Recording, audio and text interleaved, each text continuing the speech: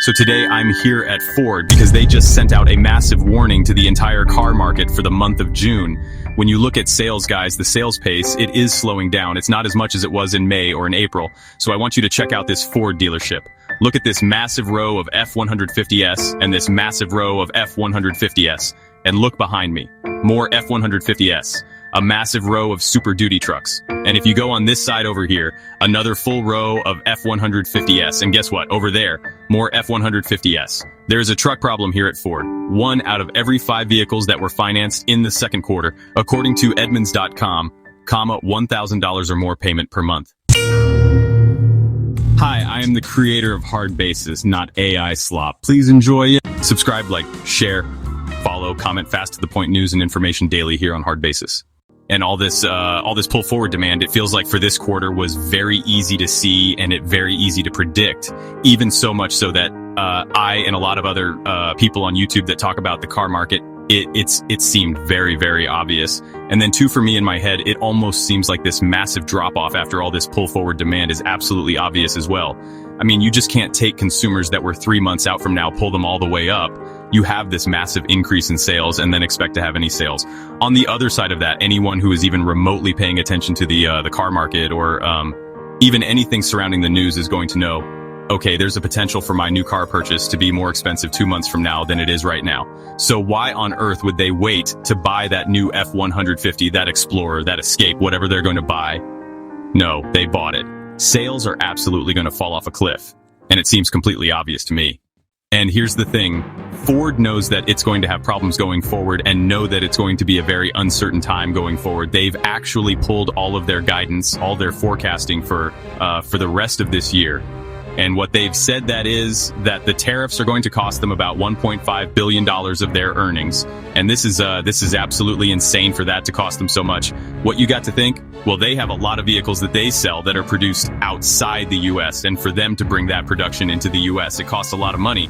So in a lot of cases, it probably makes more sense for them to just keep on producing those outside of the U.S. and then bring them in for at least the time being. You have your Bronco Sports, you have Mavericks that are produced outside the U.S. And for these models, they've actually increased the prices. But here's the thing.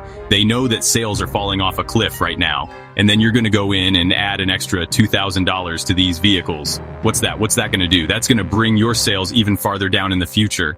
Pull forward in demand is great, but it's all false. Going forward is going to tell the real tale.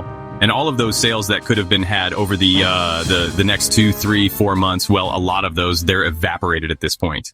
And here's the thing. If you add in quality concerns with Ford, with them being a heavily recalled brand, on top of price increases for stuff like these Brono Sports, on top of, okay, an already weakening consumer, and then on top of all this pull forward in demand that's already happened, well, this is a setup for disaster for Ford. What is it? Ford, quality is job 1. Yeah, maybe not the case. I'm going to read you off just in the last 6 weeks. This is what has happened. 1.1 million vehicles recalled for rear view camera failure. Do not drive warning on brand new SuperDuty trucks. We have 197,000 Mach-E that are recalled for door latch defects. 273,000 SUVs recalled for brake fluid leaks. 133,000 aviators with trim piece detaching. And we have F-150 Lightnings recalled for steering control issues. That's just in the last 6 weeks. That is a ton of money in warranty costs. And this is something that Ford can't get right that we've talked about. We talked about quality of Ford over the last 2 years. And Jim Farley has even addressed, okay, we got to get better. We've got to increase our quality control. And they've done that. They've put in procedures. They put in extra measures to be able to try to help this quality issue. And guess what? It's getting worse. So you would think with all this pull forward in demand coming from Ford, you would have dealerships that have a lot of empty spots because they're selling through a lot of vehicles, right? Look at this. Look at that right there. Full rows of F-150s. Look behind me. You have this whole row of SuperDuty trucks. Now, these SuperDuty trucks, all of these, they're all lifted. Big packages on them. There's a Shelby. There's a Harley Davidson right there. These trucks are $80, $90, $100,000. Walk a little bit over here. Check that out. Another full row of trucks going down there. And then I'm going to turn you around. All of that over there. More rows of F-150s, more rows of big SUVs. There's no empty spots here at this lot because they're not moving through product like what it seems like now. Yeah, they're pull forward in demand from a lot of these people, get ahead of tariffs. But at what point are these dealerships going to turn down allocations again? Because we were already getting to that point in the last quarter of last year. And And now, okay, maybe we sold through some cars. But if this dealership is to take more allocations, where are they going to put it? There's nowhere to put any vehicles on this lot. A lot of other Ford dealers are going through the same situation. I go to a lot of Ford dealerships. I see truck after truck after truck after truck. They are absolutely everywhere. And this is going to be a problem for Ford going forward. But even with all this pull forward and demand that we've been talking about, well, it still couldn't help these things. The Ford Lightnings, the EV sector of Ford, is still just setting money on fire. So in 2025, they're actually projected to lose $5.5 billion on their EV space. And I'll just give you some breakdowns of the numbers. The Mach-E's are down 40% year over year, and the Ford Lightning sales are down 17% year over year. But here's the silver lining. We just got a bill passed in Congress where, okay, to the tax incentive for people buying EVs going away in September. And we also have the fees, the penalties for car manufacturers to produce if they're not producing enough EVs. Then they're not going to get penalized for that. Here's where I think it's a good thing for Ford, GM, Stellantis, where we can see that these things are not selling. Even though the overall EV sales are going up year over year across the whole world, in the US, we're not experiencing that same thing. So what we're seeing, that a good thing for a lot of these manufacturers is because they're not going to be penalized. Well, they can pull back on these things that are not making them money right now. They're losing tons and tons of money off of each and every one of these EVs that they produce. Ford does not want to be in the EV business. I can promise you that. Jim Farley can say whatever he wants to say. At the end of the day, he wants to make money. He does not want to be in the EV business. Now, right now, that's the case. In the future, maybe we can have a different discussion if we see more and more of a pull to that in the US. But right now, this is not a space that Ford wants to be in. And because of this bill that has been signed, because incentives that have come off from tax cuts from EVs, because of the penalties that these manufacturers, they won't have to experience anymore from not producing these EVs. I can see Ford walking back a lot of their EV sector.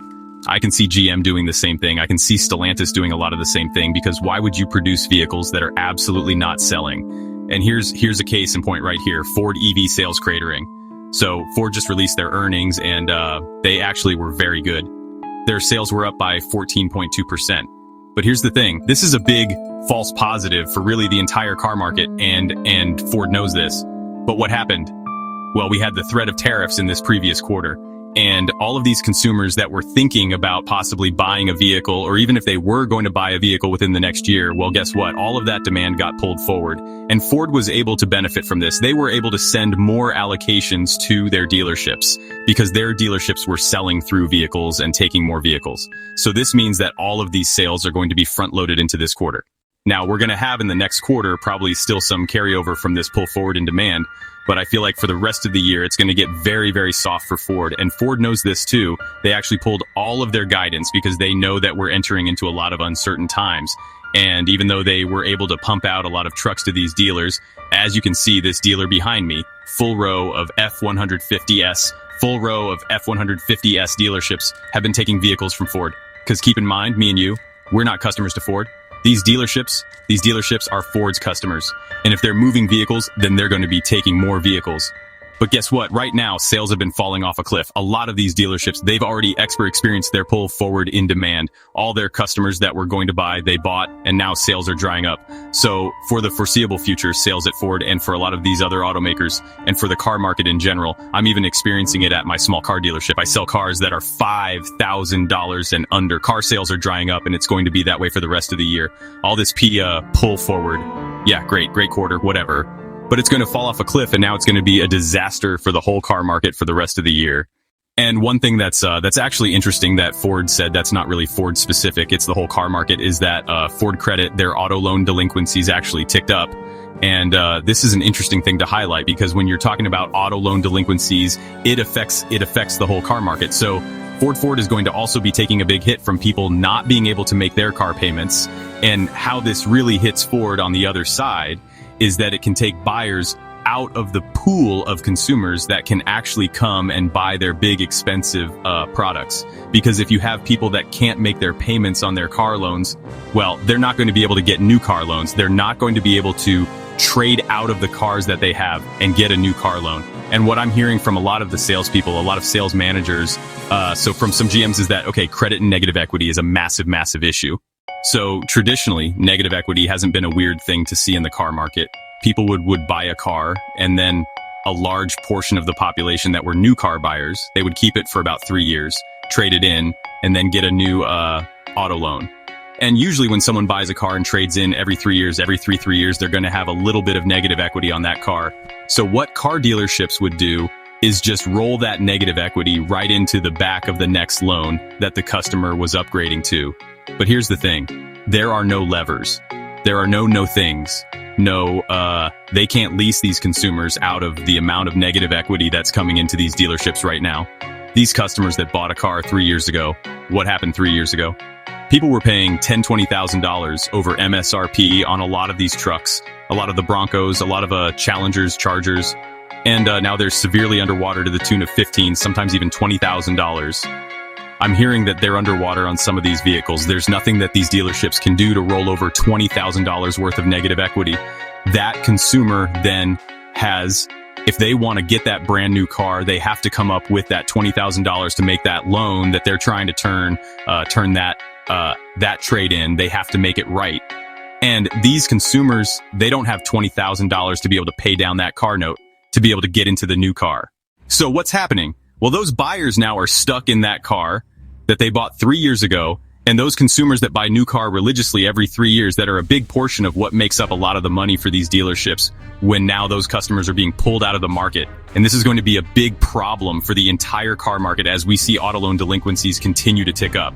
And right now, what do we know? Auto loan delinquencies are already at the highest that we've ever seen. So now, if you're thinking about buying a new or a used vehicle in the near future, what I think you should do is wait out a lot of these dealerships, wait out a lot of these manufacturers, because we experienced all of the pull for demand. Even me, as a small used car dealer, we had spring selling season. We knocked it out of the park. We sold almost everything on our lot. And now I've gotten to the place where I've reloaded again, and I don't look like this, but we're for my small lot. We're as loaded as we can be right now, or as much as I want to be. So much so that I've even pulled back. I haven't bought a single car in 2 weeks, and that's but something that I haven't been able to say, maybe even ever since I've been a car dealer for 14 years. And I can tell you a lot of these new car manufacturer dealers, just like this one right here, are going through a very similar thing. As I'm experiencing, where sales are terrible right now. I mean, I know the economy, the stock market's at all-time highs right now. Main Street's not having that same type of sentiment. And when I'm getting people coming into my dealership, they're wanting to finance a $2,500 car. And I know from talking to salespeople at a lot of these dealerships, and even going to like a Stellantis dealership, where there are days where they don't even sell one retail car. That's absolutely horrible for a big time Stellantis dealership. A lot of these manufacturers are going to feel the pain going forward. A lot of these dealerships are going to feel the pain going forward.